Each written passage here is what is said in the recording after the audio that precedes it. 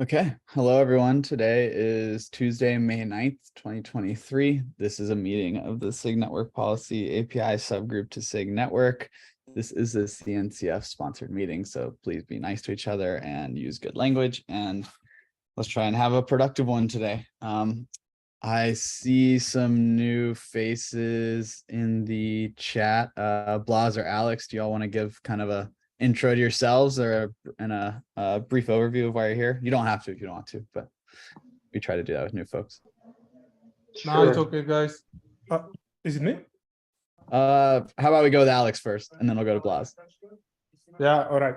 Okay, so yeah, I'm picking up my things into the networking of Kubernetes. So I'm trying to pick an SIG to contribute to. So I'm attending most of the SIG meetings right now. Yeah, so I'm working as a team lead at Bosch.io and also as an architect in another company. Yeah, so yeah, I have previous experience at VMware, and yeah, I'm just doing something in my free time here, and I'm really keen on networking, so I decided that the networking SIGs would be my thing to go. And yeah, trying to attend as many meetings as I can right now, so yeah, I can connect to some place and do something productive with my free time. Awesome. Cool. No, we're happy. Nice to meet you guys. Definitely, for sure. Yeah, and along the way, like just ask us questions or reach out to us on Slack if you have anything you want to bring up. We're happy to help. Blas, over to you. Hello, so I'm Blaž and I'm new on the Kubernetes team at Google. I'm here mostly just to lurk and to observe and to listen in and to learn. Awesome. Well, we're excited to have you. Rahul from Google is usually here. He hasn't been here the last time or two, but I'm sure he'll be back. So I don't know if you're on the same team as him or Yeah, we're else. on the same team. Oh, cool. Awesome. Good to know. Yeah, he's done a lot of work with us in the past. So good to see that team's still coming here. Great. Well, thanks for coming, y'all. Like I said before, please stop if you have any questions. What we're going to talk about mostly today is admin network policy and the API around that, because that's kind of what we've been focusing on. But we're constantly looking for people to own kind of future looking APIs in the same vein. So cool beans. So first thing I have on the agenda is a PR I opened that is a lot of work that I've been meaning to get in for a long time. I was gonna just go ahead and merge it, but I decided it's pretty big.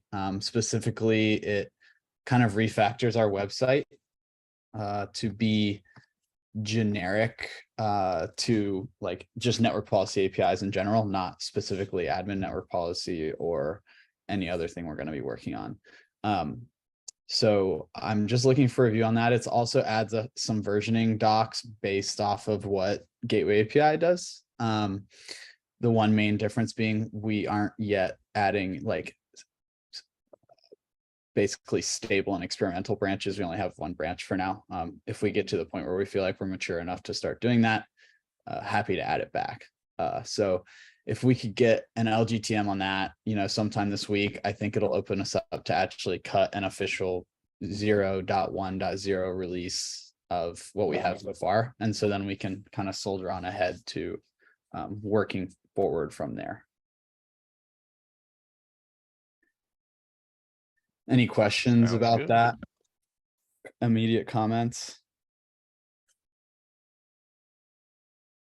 The one question I did have for this group that kind of came out of this simple website redesign was, so Gateway API has, their set of resources that are geared towards multiple personas. The way we've gone down so far has been kind of like, we're going to have different API sets for different personas. So are there any opinions on that? Like essentially right now we have admin network policy API types, and in the future we could have, say, developer network policy API types. Should that all just be in one lump, or should we maintain different sets of APIs? If that makes sense at all. I have thoughts here, but I'll wait and see if anybody else does. I don't quite understand the distinction that you're making. So like the road we're going down right now is to have, the admin network policy API is the first API we've made. right? And then in the future, we'll have like the developer network policy API as like the next API we work on. The way Gateway API does it is they just have the Gateway API and they steadily add new resources and new objects at varying versions, like as they pick up new use cases. Whereas we're looking at making like new API sets is what I'm calling it. It's really just an organization sort of thing. So my theory in that document that I had shared was that admin network policy and developer network policy are both network policy v2. So we could, categorize the work we're doing as network policy v2, which currently contains admin network policy, but will eventually also contain developer network policy. Okay. That would be one way of organizing it.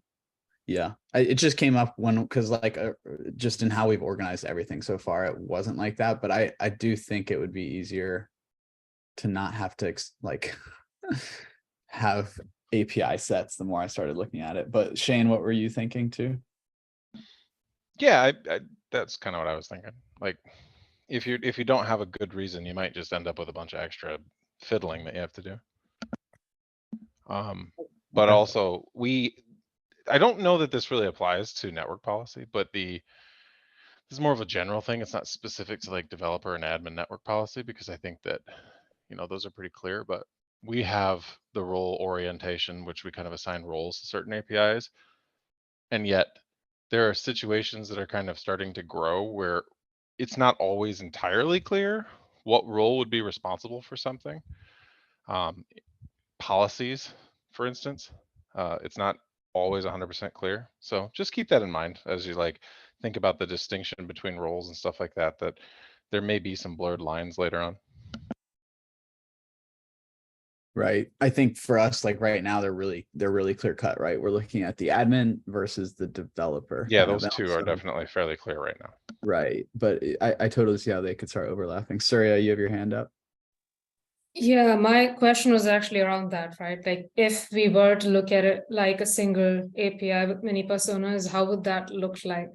Because at the end of the day, we still want to give some amount of freedom for people to install either the admin one or the developer one, or keep them separate if they don't want to mix it, right? Like, I don't know if putting them in a single API is, I don't know how that would look like to be able to choose between them is what I'm saying. That's a good point. Does Gateway API provide to me, it seems like various resources are scoped to different personas. Like does I don't think Gateway API provides a mechanism to install just the resources related to say the admin persona. No, yeah, we don't do the installation usually at that level. You certainly could, as like in your downstream, do something Right. like that. But Right. we don't do that today. You just install all of them. And then but the difference, I guess the distinction is that with Gateway API, things attach to each other a lot. And so you often need all of them. You need all the roles to like make something happen. Where here, I don't think that's always true, right?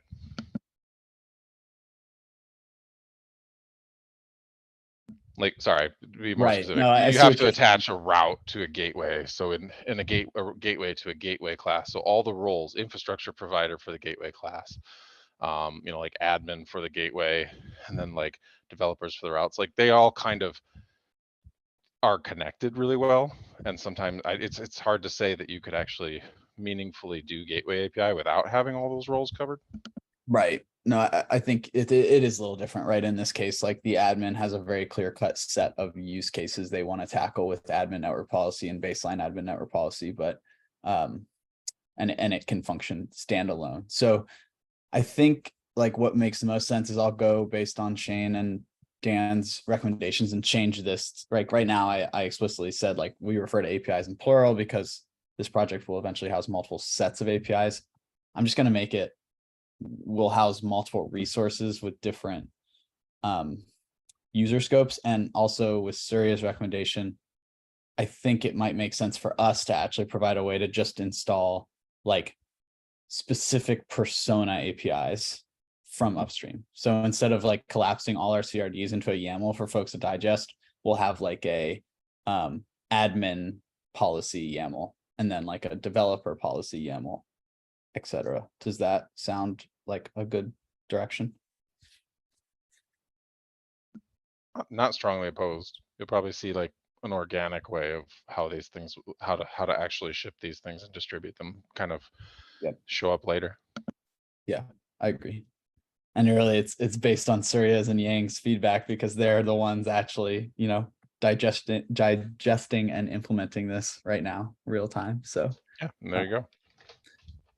Yeah, I think I like that for starters, right? Let's start with that. Even the BANP and ANP, right? While we haven't really figured out what a conformance is going to look like, right? Like we haven't said that to be conformant, you have to also implement BANP. Because in my opinion, ANP is the main object. An admin could choose not to have guardrails, right? They don't have to implement BANP as a CNI if they don't want to.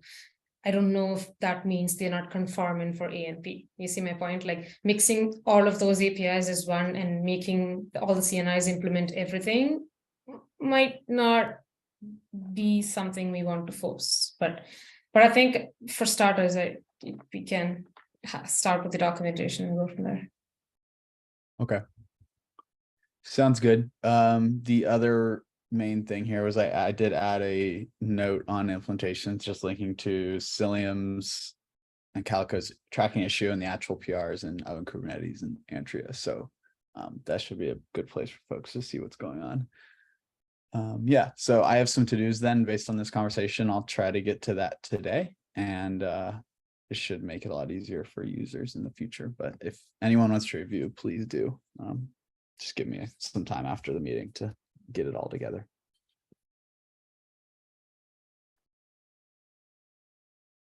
Okay, and that filters right into our V1, V0.1.0 release cut.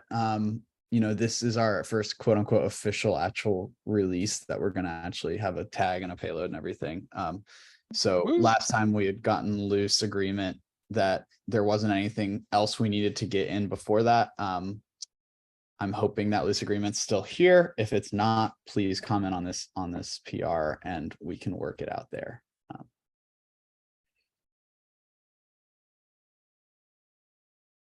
Cool.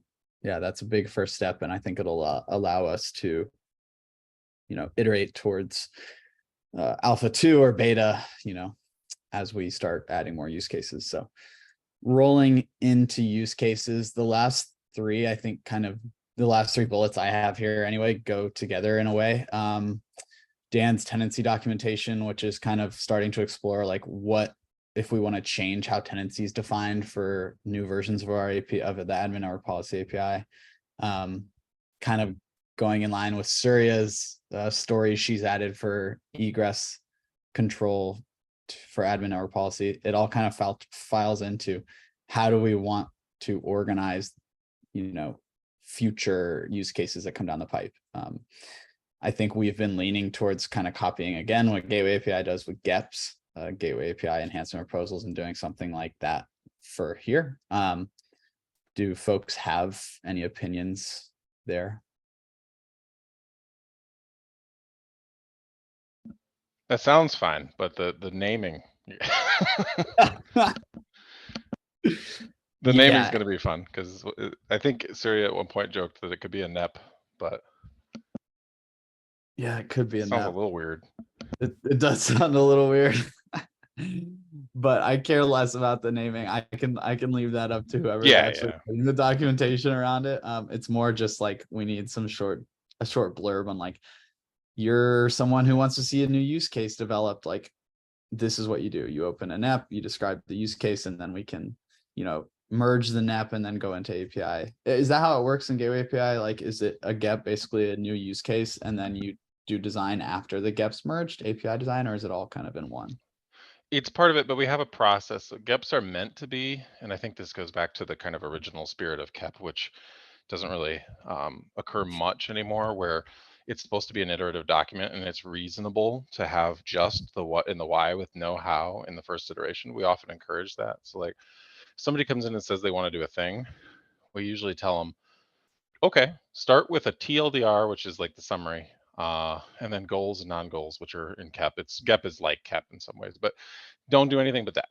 just tell us what it is you want to see done and what the goals are before you try to come up with an API or a design or anything.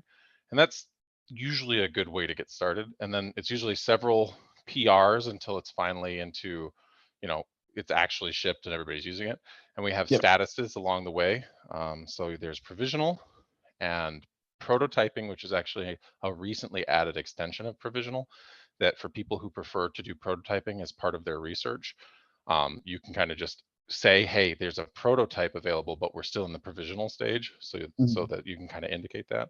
And then we go to experimental and so forth. So there's a graduation path along the way where things have to be resolved before it can graduate and so forth. And it takes a while, but Yeah. I feel like it's a pretty decent process. I've mostly liked it over the last few years. Cool. No, I think the concept of less of a wholesale, like one PR, let's design everything from the bottom up. The less we do that, the better, because that doesn't work. Yeah, it's too hard. If nothing else, like there's a lot of things you can say about that process, but if nothing else, the smaller iterative thing is good with GitHub, because GitHub PR comments can often end up getting you into a state of malaise where there's so many comments. Like there's maybe the GEP is fairly long, but then the comments are like 10 times as long, right? In terms of the amount of text you have to read and keep in your head to understand what you're doing. Cool. Okay, yeah, so originally, like right now, based on what Surya and Dan had done, are kind of two separate ways we had done it in the past, right? Dan opened a document that doesn't necessarily describe a new use case, but may kind of change an existing use case to be a little more expressive. Whereas Surya opened a PR to add more docs around a totally new use case. Based on what I'm hearing here, do we want to move, both sorts of proposals to opening NEPs or whatever we decide to call it, or do we want to do some combination of the both? How about PEPs? I like PEPs. Sorry. Yes. Policy enhancement proposals. I like kind of it. like that too. It's peppy. Python already took that one though. Oh, they did. Oh, they did. You're right. Yeah. Oh, it can be something totally random. It doesn't necessarily help with the name, but if Gateway API is doing this and we're doing this, and who knows, maybe other working groups would do it. Like maybe we need like a SIG network enhancement proposal, and then like try to absorb GEPs, which may not actually be Yeah, good. levels of review. I definitely think. Well, I mean, we've shown that levels of review can have some good impact. So yeah, I agree with that. It's a cool idea. Yeah, and I think that's going to pave the way. I mean, there's like the conformance profiles. It seems like there's stuff coming out of Gateway API that is going to be used, more widespread in SIG networks working group. So I don't know how that would work, but for now, we should probably just come up with something. Yeah. Yeah, you should I probably can- take a look at the reference grant, how that scenario, and kind of track it. Basically, as we're that's going into like SIG off and potentially going in tree.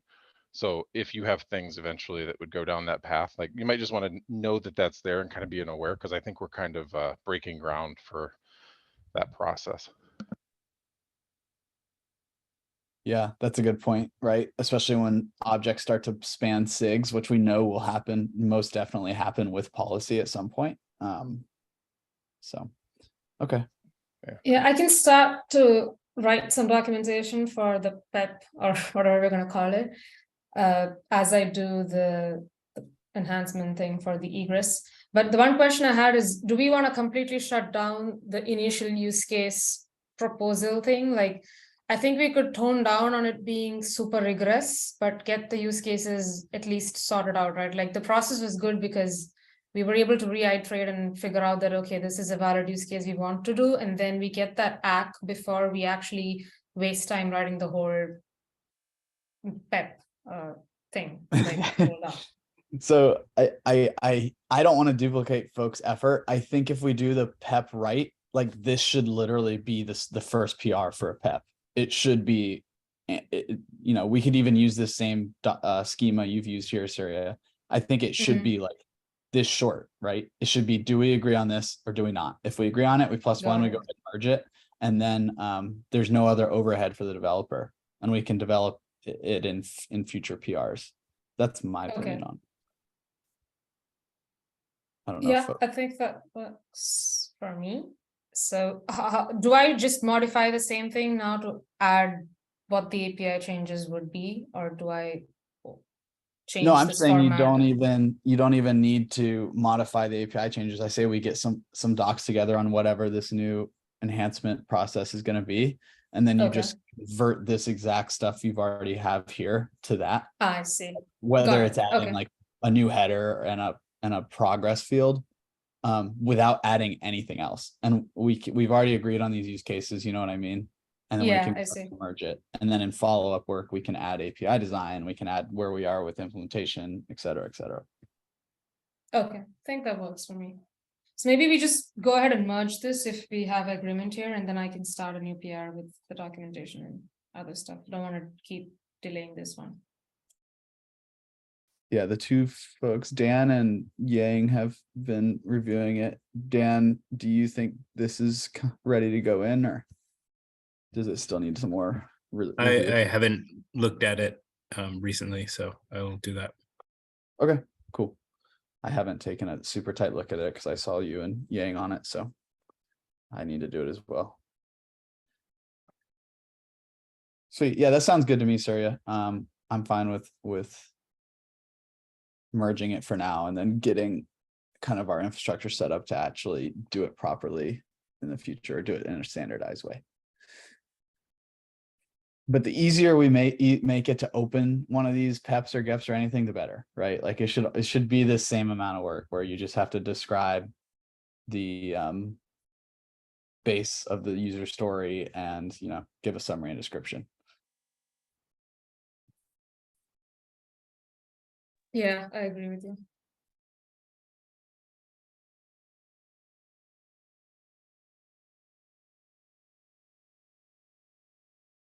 Amazing. Okay. So we talked about your PR. Dan, do you want to talk to your tenancy stuff at all, or do you want to continue the discussion in the doc? What's better for you? There hasn't really been a lot of discussion there. So this is sort of a follow-up. I think Surya had presented some stuff in the last meeting about what we had talked about at KubeCon.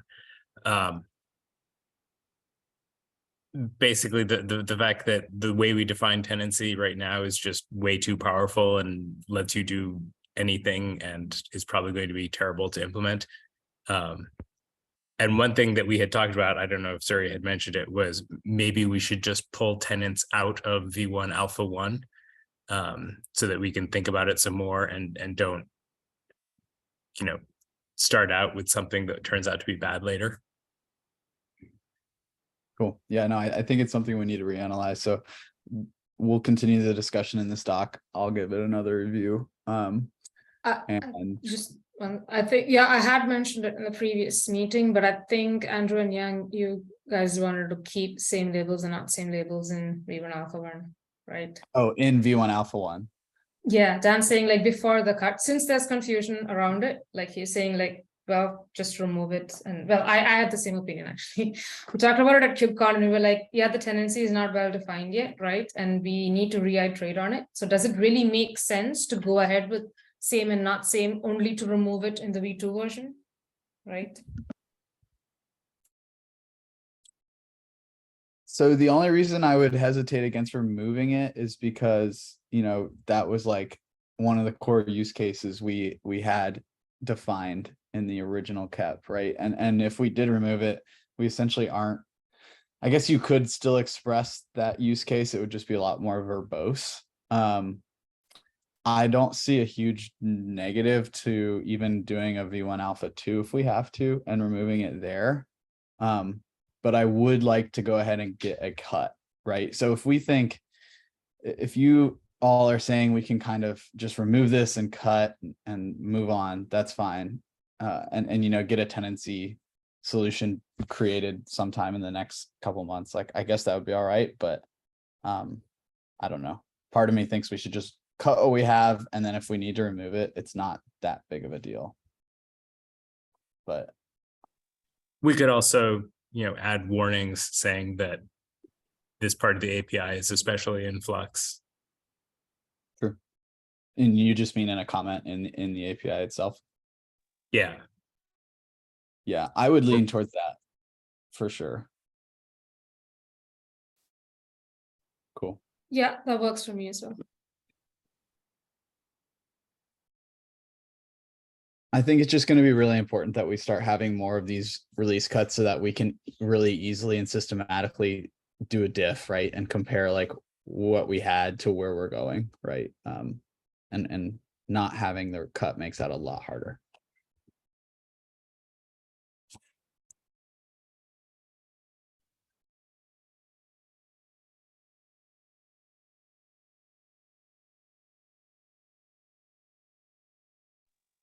Yeah, and coming back to the actual tenancy documents, I haven't read through the whole thing, but the one thing that I did like about it is the fact that we simplify the relationships and we are defining things to be less abstract and more related to the subject tenant that we are pointing to. So we're not making some random relations that can span across whatever, like outside imagination and blow out of proportion. Right. So that's, I think, the +1 that I have for going with this model.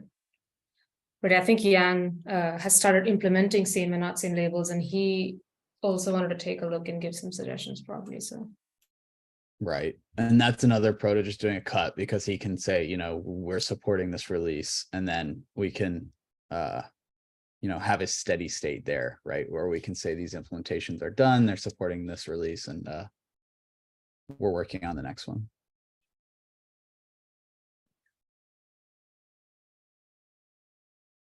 Awesome. Thanks for making this, Dan. I'm glad KubeCon was productive in that way. So hopefully we can actually clear up a lot of the confusion we've had around these fields, because it's been constant. So definitely think we need help with it. Cool. Is there anything else folks have for today? oh, what about the SIG maintenance track thing that we wanted to bring up, Andrew? Yeah, sure. So I was kind of exploring that back doors. I didn't have anything yet. Short of it for everyone here, like we think we're getting to a point with this working group that like we definitely would benefit greatly from a maintainers track session. You know, guaranteed regardless of any politics around getting stuff approved through the normal standard CFP thing. And that maintainers track session would be mainly just a SIG network API, network policy API intro and update into what we're working on, what we're doing, a lot around the admin network policy API, obviously. So I was chatting with Shane earlier offline about it, and I think I just need to figure out the process of getting +1s from the right people in order to get that approved. And I was also going to say what I just said to SIG Network on Thursday, if folks think that's a good idea. Just a really quick blurb. Yep, Yeah. and I'm in favor of, I'm going to be in support of trying to get a maintainer track in there. Cool. Yeah. Because I didn't really know the details of getting it done. I had been told in the past that it was just getting +1 from chairs. But obviously I think we want to let the SIG know, like, look, we're just about to cut an actual release. Like these implementations are pretty much there. Like we've made good progress. It's time, we need our parent SIG's help in broadcasting this. So that we have less talks in KubeCon about, downstream fork of policy APIs and more talks about the actual upstream policy APIs. So I think it'll put pressure on folks to get implementations done as well, which would not a bad thing. Sound good, Surya? Yeah, thanks, Andrew, for touching on that. I do agree, +1 to that, right? Like we have all these downstream specific API talks that get easily accepted versus we have a hard time getting the upstream ones. So would be good to have a maintenance track to just talk about the API and get more implementations in our radar. Yep. Exciting stuff. Super excited on the progress we're making here. My goal is to hopefully get this release cut done before that Thursday meeting. So if folks could, take a pass this afternoon and tomorrow on my PR that's adding all that release tooling, that would be really awesome. Because it's also updating our website. So you can either kind of focus on the website design stuff or the release tooling stuff if you'd like to kind of split that review into 2 pieces. Cool. Well, anything else? Going once, going twice, sold. Moving right along. Yeah, thanks so much for all the help, everyone. We'll keep pushing forward, and yeah, hope you have a really good rest of the week. Talk to you all soon. Cheers. Thank you See you, all. have a nice one. Bye.